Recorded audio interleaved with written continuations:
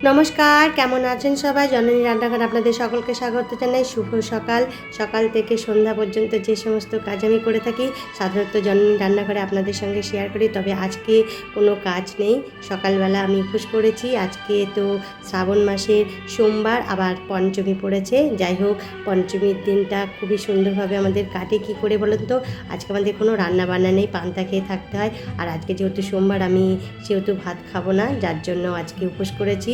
আর সেই উপোসের সমস্ত কার্যাবলী আপনাদের সঙ্গে শেয়ার করছি। সমস্ত ভিডিওটা আপনারা দেখুন, আশা করছি খুব ভালো লাগবে। তবে আমাদের মনসা গাছ পুজো কীভাবে হয় সেটা আজকে আপনাদের দেখাবো, দেখতে থাকুন।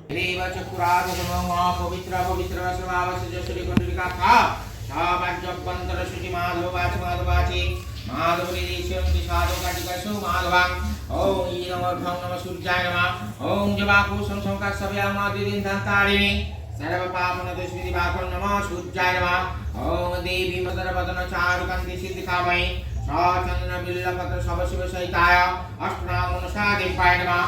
আর এইভাবেই পুরোহিত মশাই প্রত্যেক পঞ্চমীতে গাছ পুজো করে থাকেন। আমাদের এখানে সকলেই গাছ পুজো করেন, মনসা গাছ পুজো। যেহেতু পঞ্চমীর দিন আমাদের ঘরে ঘরে কিন্তু এরকম মনসা গাছ পুজো হয়। আজকে যেহেতু শেষ পঞ্চমী, সেহেতু আমাদের বাড়ির সামনে মনসা দেবী পুজো আপনাদের সঙ্গে শেয়ার করেছি। আজকে এই ভিডিওতে অন্য জায়গায় আপনাদেরকে ঘুরতে নিয়ে যাব, তবে আপনাদেরকে পাশে থাকতে হবে।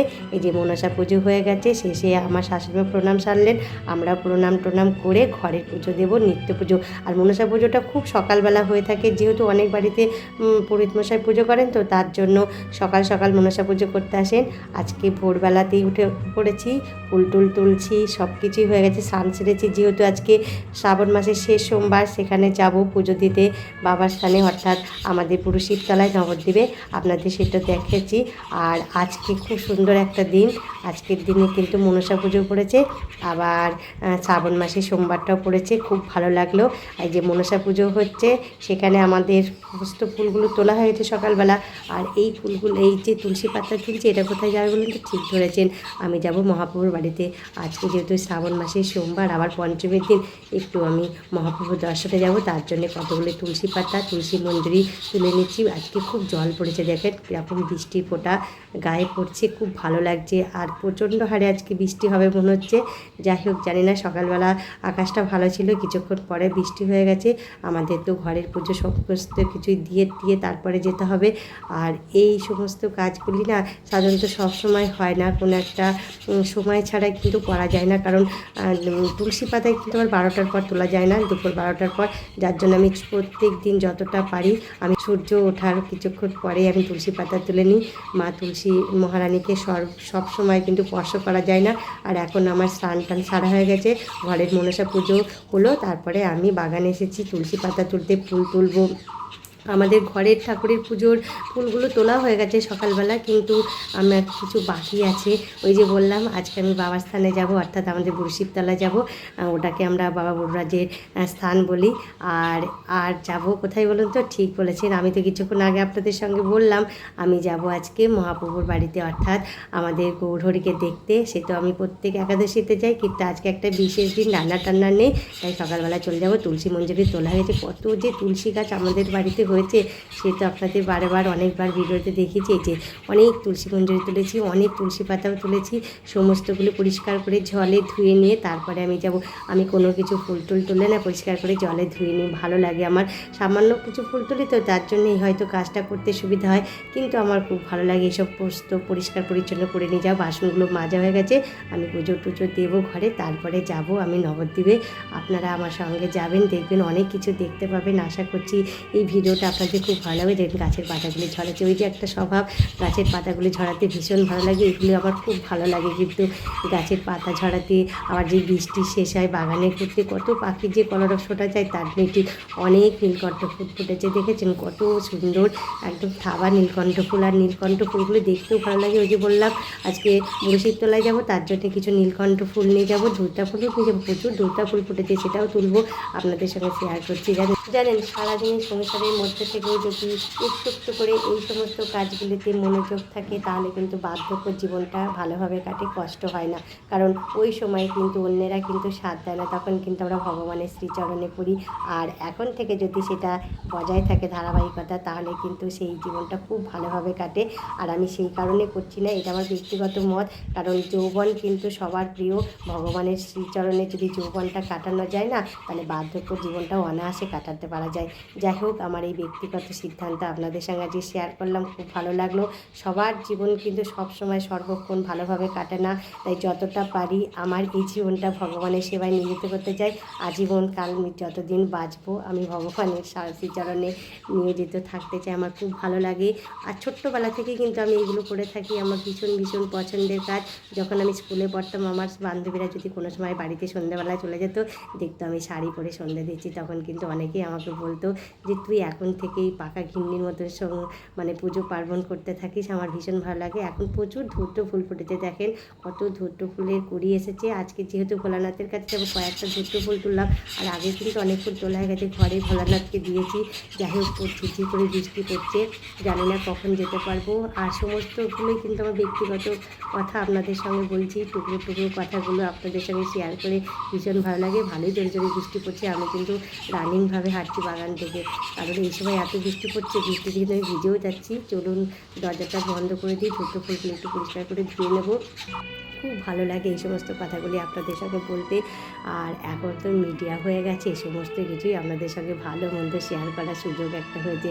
যাই হোক, মেয়েদের একটা ভীষণ ভীষণ ভালো জায়গা কিন্তু এই সংসার ধর্ম পালন করে, খুঁটিনাটি রান্না বান্না, ঘোরাফেরা, খাওয়া দাওয়া সমস্ত কিছুই আপনাদের সঙ্গে শেয়ার করছি।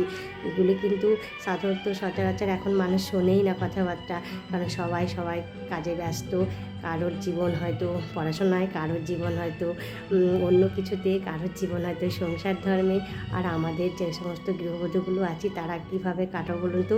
আর এই জায়গাটায় আমাদের ভালোভাবে একটা সময় কাটছে, সমস্ত কিছুই আপনাদের সঙ্গে শেয়ার করে ভাগ করে নিচ্ছি। এগুলি কিন্তু একটা বড় পাওনা।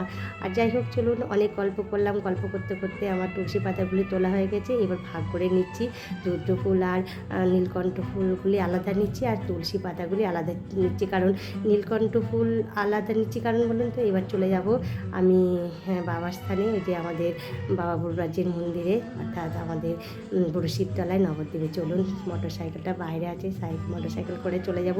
আর যে কথা বলছিলাম, ধূত্র ফুল আর তুলসী পাতা আলাদা নিচ্ছি, কারণ ভোলানাথের কাছে তুলসী পাতা যায় না, তার জন্য একসঙ্গে নেওয়ার চেষ্টা করি না। কখনও আমি তুলসী পাতা হারিয়ে একসঙ্গে করি না ধূত্র ফুল। কারণ ভোলানাথের যে সমস্ত ফুল, সেগুলো সম্পূর্ণ আলাদা করেই রাখি। এই যে চলে এসেছি আমাদের বুড়ো শিবতলায়। কী সুন্দর লাগে বলুন তো বুড়ো শিবতলায়। আমি অনেকবার দেখিয়েছি বুড়ো শিবতলায়, কিন্তু আজকে যেহেতু শেষ সোমবার শ্রাবণ মাসের, আর এখন সকালবেলা তো প্রাতঃ সকাল, এখন পরিষ্কার পরিচ্ছন্ন হচ্ছে, আমি ফুলগুলো দিয়ে যাচ্ছি। এই দেখেছেন বাবা ভোলানাথকে একটু সাজানো গোছানো করছে, এরপরে শুরু হয়ে যাবে মানে পুজো দেওয়ার পালা।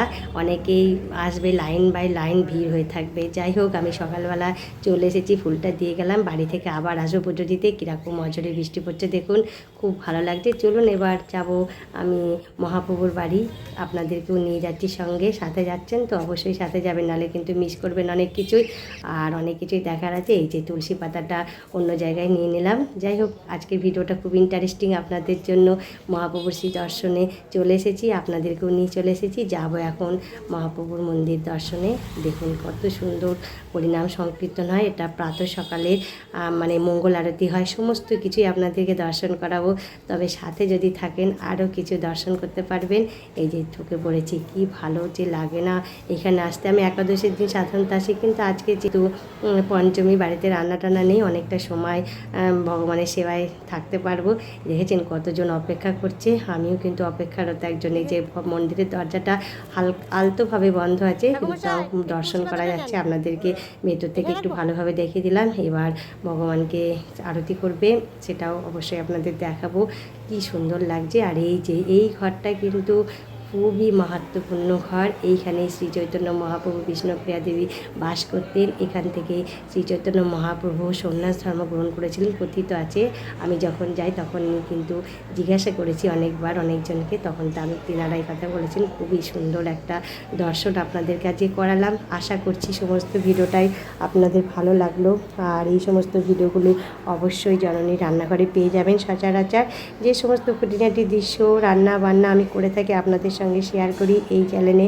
আর চ্যানেলটিকে যদি সাবস্ক্রাইব করে থাকেন তাহলে অতি অবশ্যই আপনারা তাড়াতাড়ি নোটিফিকেশন পেয়ে যাবেন। ভিডিওগুলো আপনাদের টাইমলাইনে সর্বপ্রথম যাবে। যাই হোক বন্ধুরা, আজকের মতো ভিডিওটি এখানেই শেষ করে দেবো, কারণ অনেকটাই বড় হয়ে যাচ্ছে। তবে ভিডিও শেষে একটা ইন্টারেস্টিং জিনিস আছে, অবশ্যই আপনারা দেখবেন পুরোটা লাস্ট পর্যন্ত, তাহলে কিন্তু মিস করে যাবেন। এক ঠাকুমার সঙ্গে দেখাবে, বৃদ্ধ ঠাকুমা, এত সুন্দর যে একটা মহাপ্রভুর গান গাইবেন। এই যে এই ঠাকুমাটা খুব ভালো লাগবে, আপনারা শুনুন পুরো গানটা। ওনার কণ্ঠটাও কিন্তু ভালো। যাই হোক, আমার ঠাকুমার সঙ্গে আলাপ করে ভালো লাগলো, আপনাদের সঙ্গে আলাপ করে দিলাম। সোনার নদিয়ায় ফুলের ধ্বনি শঙ্কের ধ্বনি শব্দ শোনা যায়। আমার গৌর এলো রে, গৌর এলেন পুষ্পরথে সেজে নারায়ণ। আমরা হৃদয় পেতে রেখেছি ফুলের সিংহাসন। আমার গৌর এলো রে। হরে কৃষ্ণ, হরে সত্যি আপনি খুব সুন্দর, কৃষ্ণ। কি সুন্দর গান করলেন। আমরা রিক্সায়